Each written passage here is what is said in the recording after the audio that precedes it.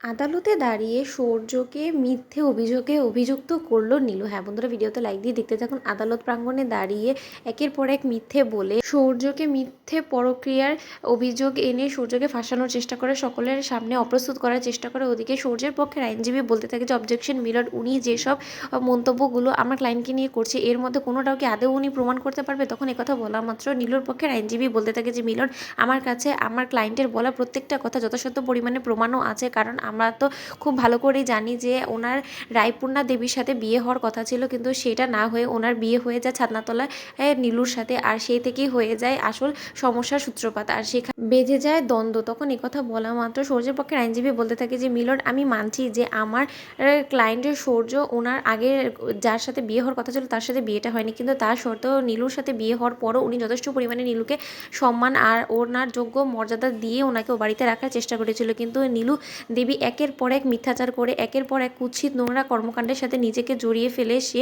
ওই সংসারটাকে আর কোনো মতেই টিকিয়ে রাখতে পারেনি, আর যার ফলে কিনা আজকে আমরা এখানে সকলে মিলে হাজির হয়েছি ওনাদের মিউচুয়াল ডিভোর্সের একটা সিদ্ধান্ত নিয়ে।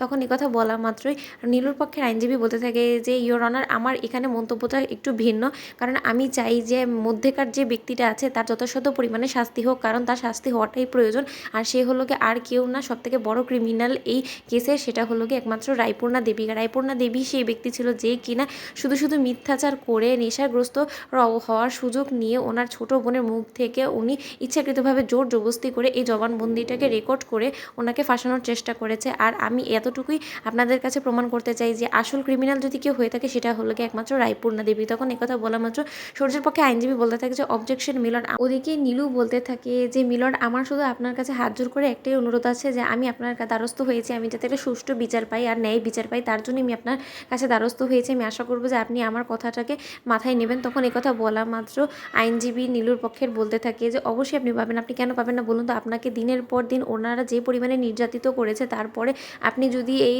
আদালতে এসেও ন্যায় বিচার না পান তাহলে আর কোর্ট কিসের জন্য বসে আছে বলুন তো?